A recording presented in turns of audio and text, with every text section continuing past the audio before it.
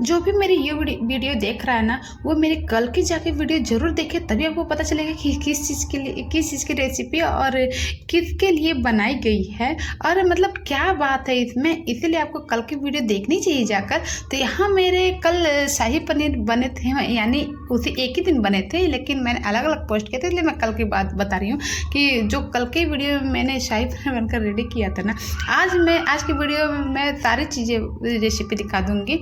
तो यहाँ पे मैं बना रही थी सेवई को सबसे पहले मैं ड्राई रोस्ट कर लेती हूँ, क्योंकि ड्राई रोस्ट करने के लिए ना सबसे बड़ा मेन ये है, खिलते नहीं है। जैसे आप फोफली वगैरह या फिर कुछ भी ऐसी तलने वाली चीज़ें, जो पापड़ वगैरह हो गया, फिर मतलब जो आप मार्केट में ऐसे मिलते हैं ना, तो वो सब अगर आप डालोगे वैसे ही आपको फील होगा कि अगर आप ऑयल या घी डालोगे या फिर सेवई डालोगे तो वो सारे खिलने लगते हैं, मतलब पूरे पापड़ की तरह। क्या ही बता, कुछ भी मतलब ऐसे ही होता है ना, उसकी तरह खिलने लगते हैं। फिर जब आप ऑयल डालोगे और पानी डालोगे या दूध डालोगे तो बिल्कुल मैश हो जाएंगे चावल की तरह। इसीलिए मुझे वो पसंद नहीं है, इसीलिए मैं सबसे पहले ड्राई रोस्ट कर लेती हूँ ताकि वो बिल्कुल टाइट ही रहें। और फिर उसके बाद मैं डालती हूँ घी। जब अच्छे आप देखोगे कितनी प्यारे हैं उसके, और अब फिर उसके बाद आप पानी डाल देना। पानी डालने के बाद जब आपके पूरे हाफ कुक से थोड़ा ज़्यादा ही हो जाए, मतलब हाफ कुक हो जाए, तो आप नारियल डाल देना। नारियल आपको पहले ही डालना चाहिए था, लेकिन मैं थोड़ी, क्योंकि उसको कूच कर मैं डालती हूँ ना, इसीलिए दूध के साथ में डाल देती हूँ। फिर यहाँ मैंने दूध डाल दिया। दूध बिल्कुल मेरे गर्म रहते हैं, बिल्कुल मुझे पानी की तरह मैं नहीं डालती, मैं बिल्कुल गाढ़े डालती हूँ, इसीलिए सबसे लास्ट में मैं डालती हूँ। यहाँ मेरे फिर इलायची डालकर कुछ देर के लिए ढक देते। ढकने के बाद मैंने हटा दिया था, कढ़ाई उतार दिया था आँच से।